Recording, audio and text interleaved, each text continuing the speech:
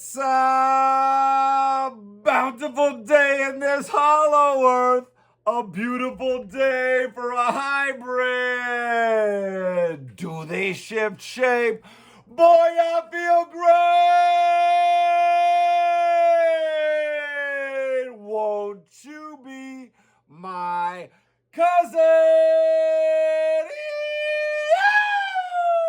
Oh, shit, y'all. Welcome, all my creative cousins, all throughout this holographic multiverse, to the most important meal of the day, y'all. Shrimp for breakfast!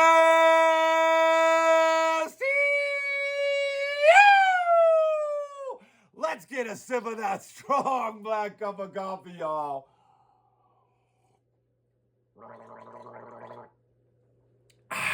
Oh, and we've got a special treat for you this morning. We've got a reading of my very first comic, one of my very first projects that I started when I was in college at Pratt and published right when I got out, and really kind of was the emblematic beginning of my career. The Octopi in the Ocean, y'all. Woo! I brought this back from my ill-fated trip to New Hampshire where our car died recently. But we are putting our woes behind us. We are feeling good. We are overcoming this COVID.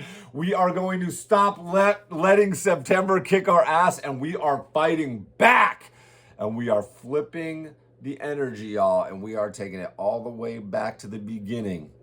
And we're going to break down this project, y'all. It's very fun. This is so crazily old. This was drawn in 2003, 21 years ago. So let's jump in here and take a look. I tried to do this before, and I talked too much before and didn't realize how long it was going to take to get through the book. So we're rebooting, restarting, and jumping right into this old book. So this started out as a part of the Static Fish comic, which is a Pratt comic. It's been going for a long time. Dan Klaus contributed to the Static Fish comic when he went to Pratt. Me and Ron Wimberly were working on it at the same time together. Me and my homie Joe Como ran the Static Fish our junior and senior year, I believe. The homie Ted Lange the fourth was running it when we joined. I vividly remember seeing the flyers up around Pratt, like, come join the school comic. And we would go to the meetings, and, you know, you'd pitch your idea, and you'd do your little, everybody would do like a 5-page story, and you know, we would compile it all.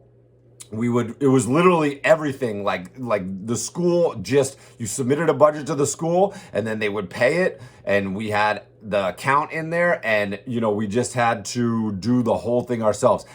Do all the work, lay out the book, take it to the printer, distribute it around campus, distribute it to the local stores around NYC, the comic stores, and we would even, one year we went to Bethesda, Maryland, went to SPX, got a table for the Static Fish and gave it away there. So we had so much freaking fun with it, and it was really the meeting place for a lot of really cool artists and the beginning of a lot of artists, you know, careers in a lot of ways, right?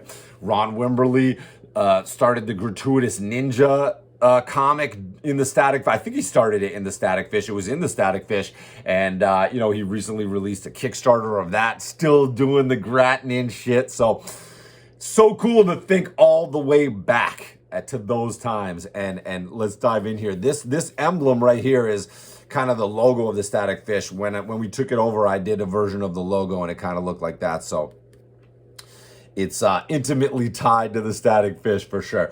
So the Octopi in the Ocean, Top Shelf Productions. It started out as about a 5-page story, and then I kept adding to it. And then I sent it around to all the indie publishers. Top Shelf liked it. Top Shelf published it.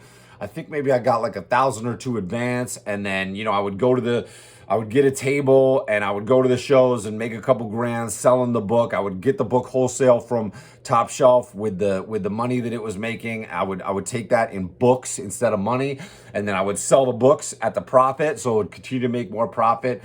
And I probably made like 4 or 5 grand off of this book, which was a lot coming out of school, at the time, and kind of connected me to a lot of other cool artists through going to shows. I met Andy Rustino, I think, at Ape, and Scott C and Scott Morse and Graham Annabelle. I met a lot of really cool artists who I would later on continue to cross paths with and really become contemporaries with doing that.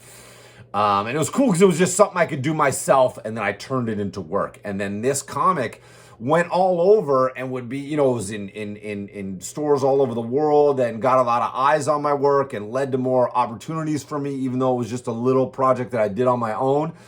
And, I had self-published a comic before this. We got to find that one. My God, A Study of Forward Motion. That would be really fun to break down. That precedes this. Those are other Static Fish stories. But this one is really fun.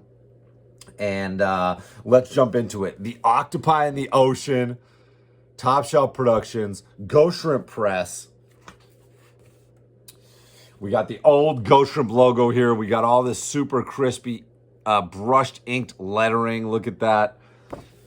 Your boy has always been the technician, right? So we got, it's a true story. Thanks CKDJ, my old initials, my old girlfriend's initials, and ADHD, y'all. Bang, bang, bang, right?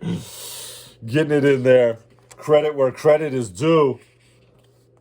All praise to ADHD. We got this nice little splash page here. Nice black and white, nice shot looking up. Fun little open composition here. Very simple, right? You can see how you can still see the origins of my style here, but it's very simpler, right?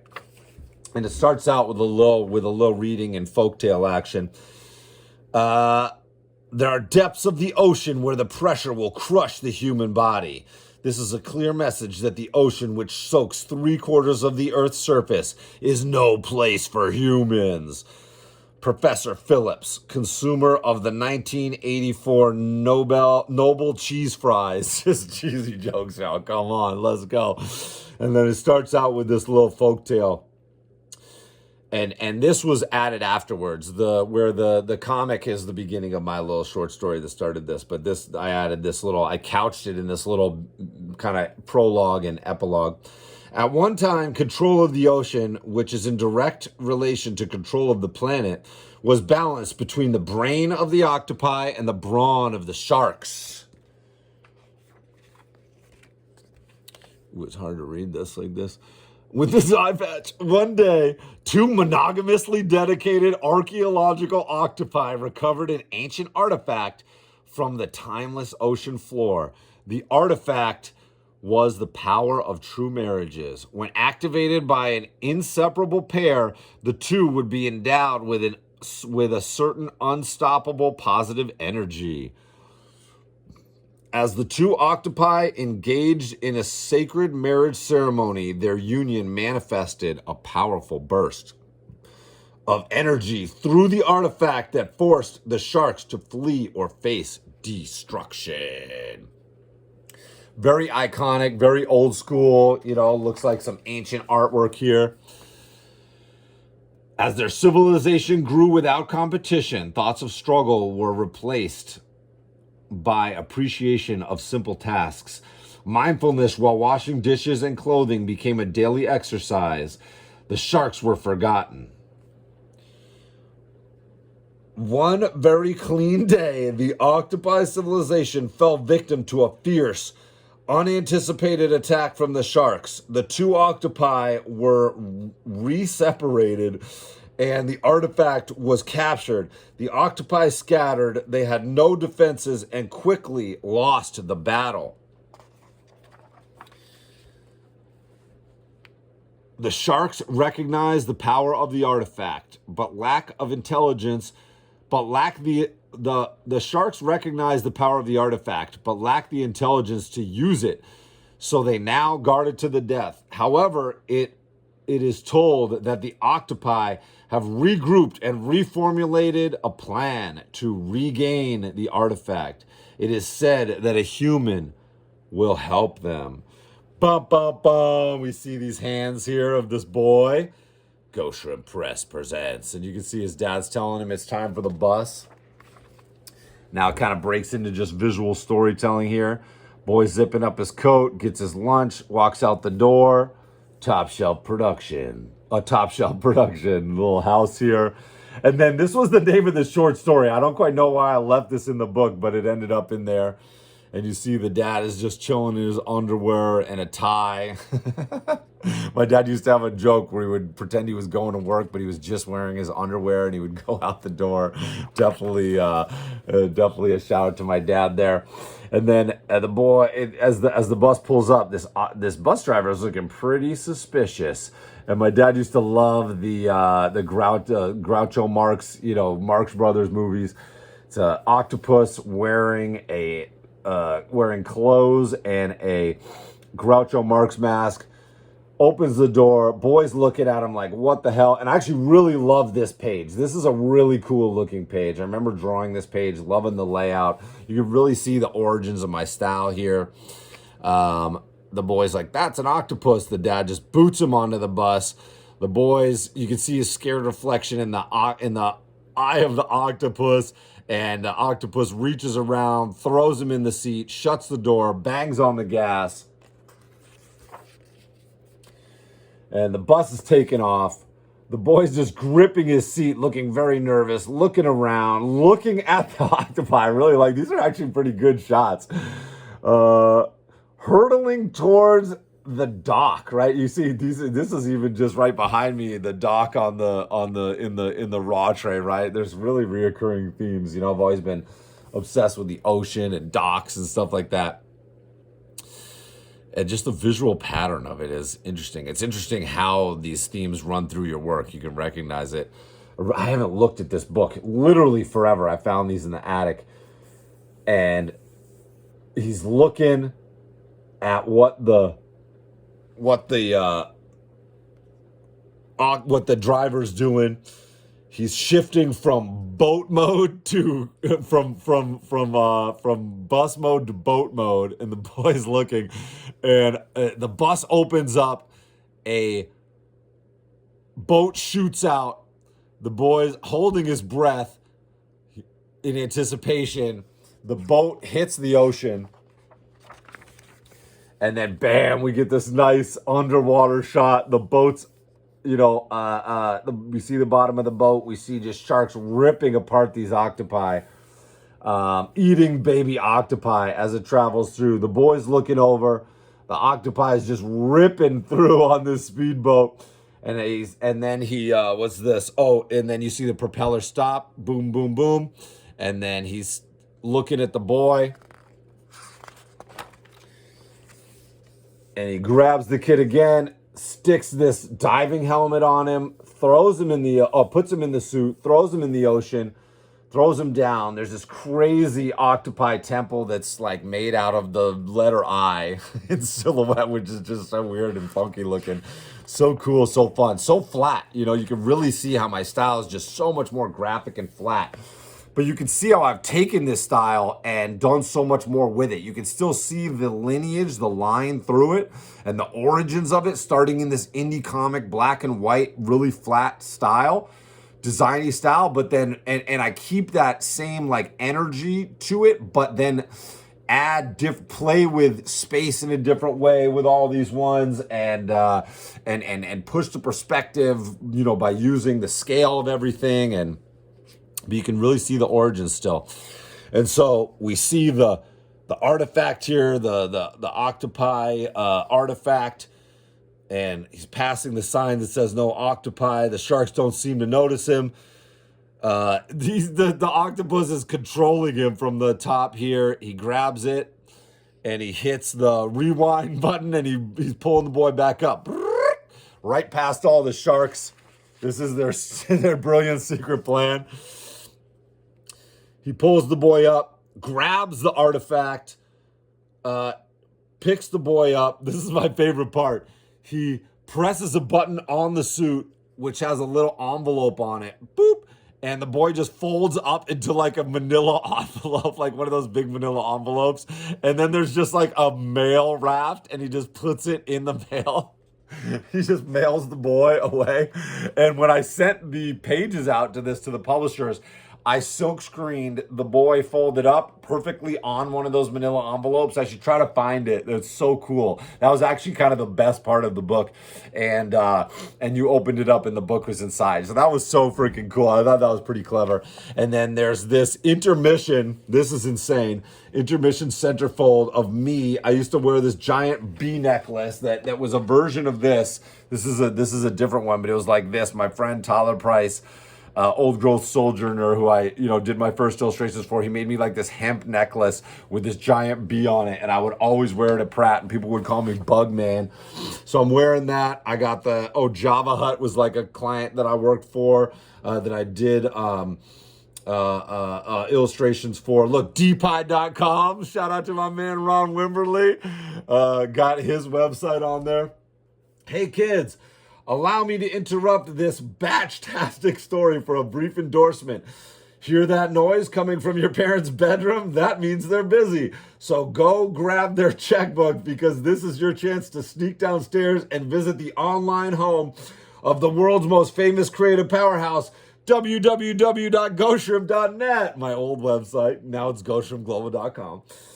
You can see all their crazy projects and maybe even trade in your pants for a chance to win your pants back. Back to the story. So it's just wackiness. You can see the Ghost Shrimp energy in here, right? You can see the like wacky, silly, the visual vibe, but just the silly mentality and like the force that's driving me forward, and really the hunger here to get people's attention. I can feel in this that I'm 100% sure that I am blasting out the gate, and I am coming for everything.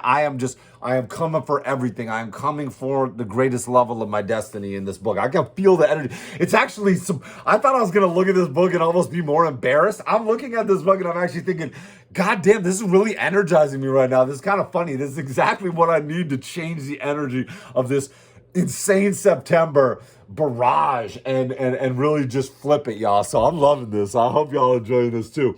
So now we cut back. We see that the envelope is coming home, floating home, or the mailbox, and the mailman takes the envelope out, the boy in the envelope here, and these little panels are so funny. The mail truck, just this silly, simple square design coming in. 29 Baker Road was my childhood address, and Shutesbury, Massachusetts. And he kind of, as he picks up the kid, it kind of starts to unfold, and bam, there he is. And then he carries him back inside here to the house. Although this looks like more like my parents' house in the suburbs of New Hampshire. It's kind of a combination of both. And then we see him walking in. We see him just kind of put his son in the sink of dirty dishes here. And you can see there's pictures, there's cockroaches on the fridge. It's a messy house. There's a picture of the kid being, where am I here? There's a picture of the kid being bitten by a dog on the fridge. I was definitely bitten by a dog as a kid. The kid is just totally wrecked, this poor kid. He's got a cockroach on him. The dad's just in his underwear hanging out, eating some food. The dad's just kind of going about his business. He's just eating, looks like some cookies. Is he eating a cockroach? It's hard to tell. It's hard to see with only one eye. Let me see. Whoa, that's even worse right now. It looks like he's kind of just eating like some cockroaches, really. And the TV there, the kid's looking in on the kid's just trying to get back to stuff here. Walking up the stairs. Sitting on his bed. He's got his little cockroach tree here, and just goes to sleep. He's just exhausted. Nighttime, and he's sleeping with his little cockroach buddy, and he's drooling on him, and the drool gets on his cockroach buddy, and his cockroach buddy just climbs up on him, and he's smiling because that's like his friend. Daytime, and we see him waking up. We see him watering the cockroach tree, and one little flower's coming out, and he's pouring himself some cereal there, Yum Yums. He's looking pretty silly, just fucking eating his cereal there. Dad is just passed out on the couch. Mom is like, she's calling to the dad, pointing to something here. And they have been, let's see, dad's walking over, boy's eating his cereal. They have been invited to a wedding. You're invited. And the boy's looking at it, and he's getting a bad feeling. He's looking at it. He's like, uh-oh, I don't know what that is, but I don't like the looks of it. And then he turns around, and bam! There's the parents. They are there, and they are holding a box. You can see there's a photo of the boy who's been hit by a car on the wall. It's pretty terrible. Very dark. You can see the mix of like cartoonishness and like darkness coming through. And so here they are leaving. Here they are getting in the car. And you can see the car, is driven by this crab guy. And he says, put on your helmets. The parents both put on their helmets. This car drives right off the dock again, right down into the temple. They get out. They go ahead, they're attending a wedding in the Octopi Temple. They put the package down on the gift table with all the other gifts. They go in, they sit down in the pews. And we see these two octopi are getting married. The bus driver is getting married here. And look, they are doing the sacred marriage ritual. You can see the artifact there. This is the sacred ritual here. And here comes the artifact, bringing it up, bringing it to the couple. The lucky husband picks it up, puts it on the wife's tentacle, and it is sending out the energetic signal that is thrashing all the sharks once again. They are retaking the ocean. Killing the sharks, taking revenge.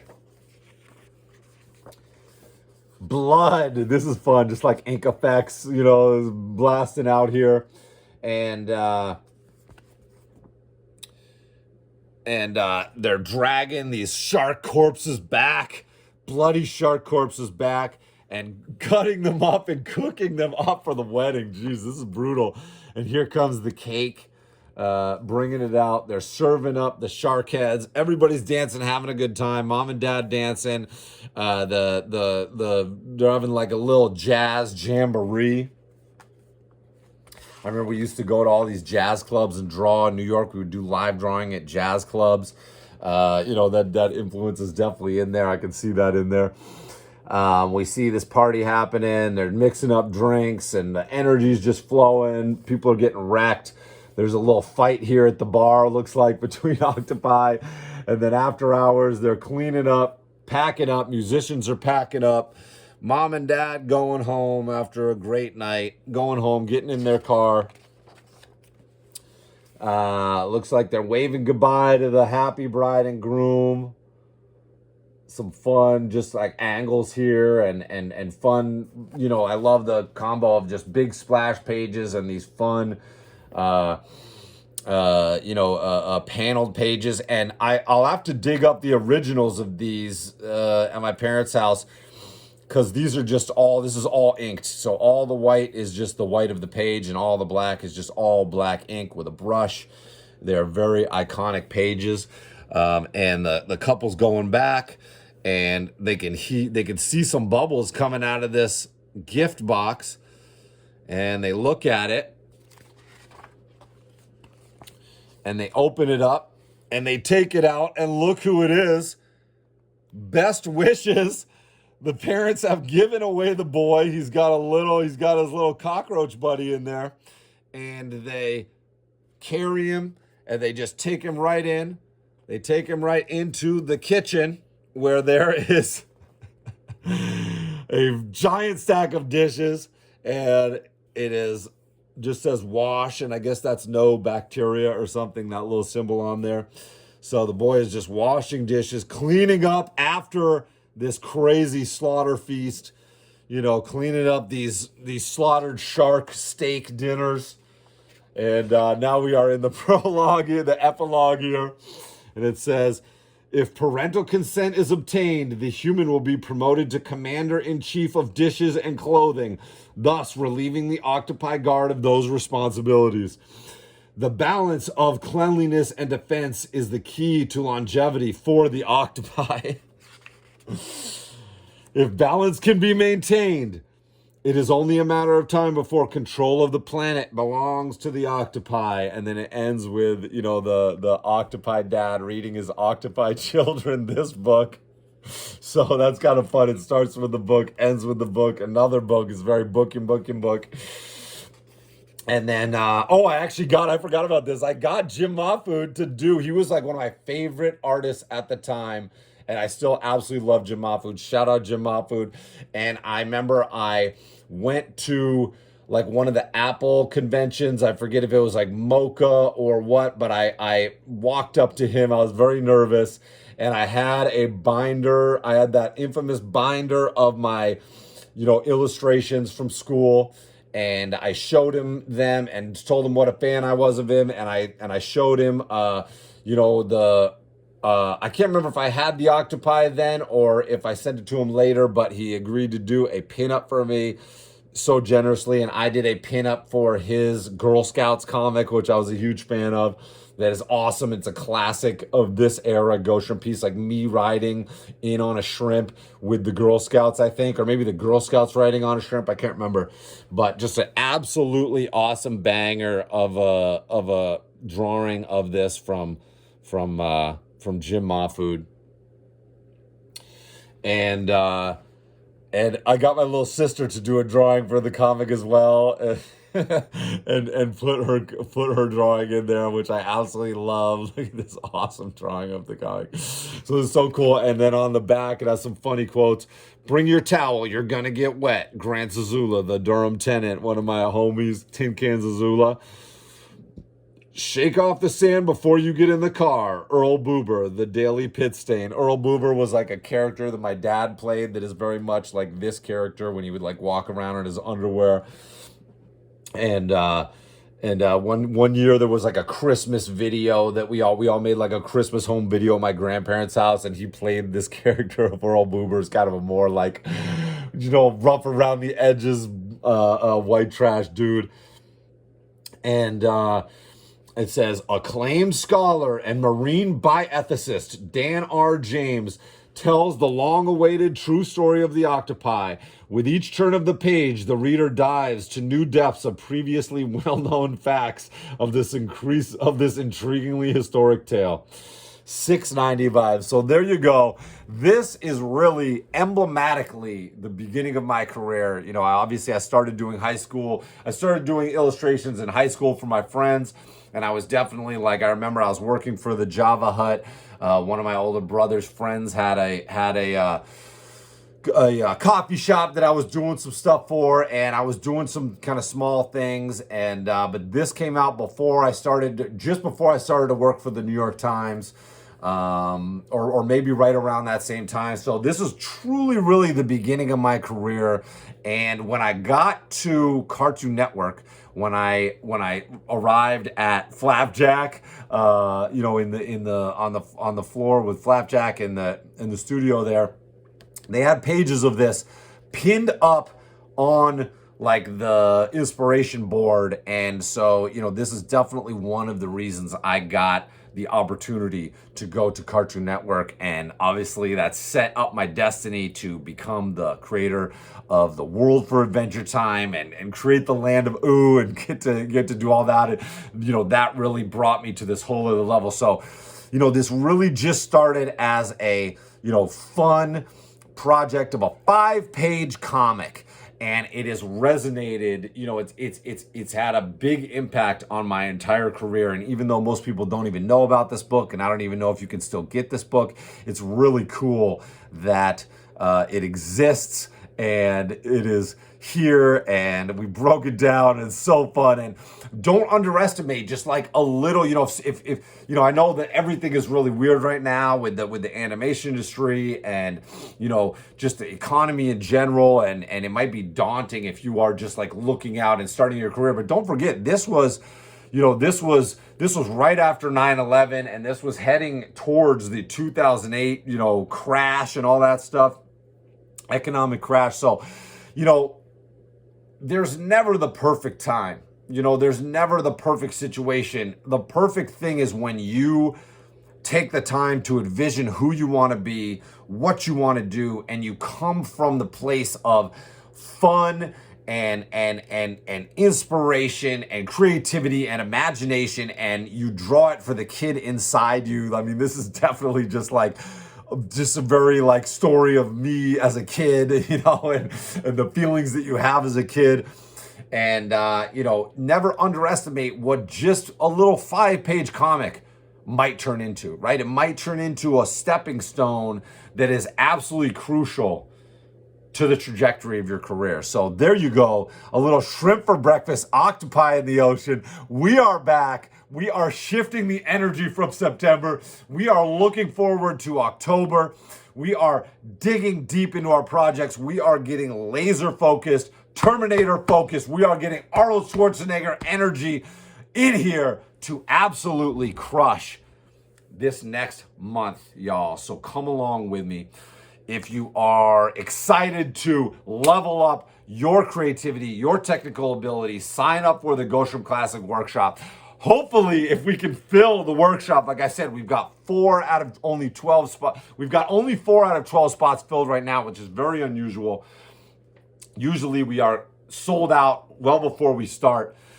But if you want to sign up. We are either going to, if we fill it up, we are going to start it in about 3 to 4 weeks. If we don't fill it up, then we will be starting in the winter. It will just be bumped to the winter slot. We will just postpone it because the group component is really one of the most important things of the workshop. But it is weekly vid chats with me. It is a weekly drawing assignment.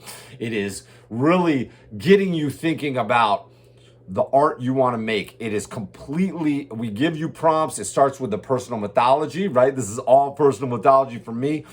It starts with you digging deep into who you are, where you come from, what your dreamscapes are, right? Digging really deep into that art that you have always wanted to make. The first 3 assignments are based on your personal mythology. Dream world, nightmare world, personal mythology is the first one. And then the next section is illustration, and it's editorial, it's album cover, it's poster design, right? And then we take a little break, and then we jump into visual development of your childhood fantasy fort, and then turning that into production animation background. So it's really all my specialties. It's creating the work you want to make for yourself.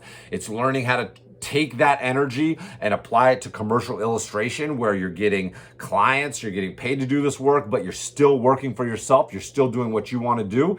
And then applying that same energy into the animation realm, finding the right fits, and really putting the same energy, your personal mythology, your personal voice, your unique vision of the world as an artist into visual development of animation designs, and then finished production designs, right? And we're covering backgrounds. In the visual development, we're really doing everything. We're really doing, characters, world building, background design, props, effects, everything. So in this 10-week period, it's an amazing crash course in everything you might be interested in learning from me. And if you're a fan of my work and a fan of what I've done and a fan of what I've been able to do as just a kid who grew up in the sticks with really no business having the career I've been able to have, then hit me up, sign up for the workshop today. $1,300. It is absolutely a bargain. So much bang for your buck when you think about how much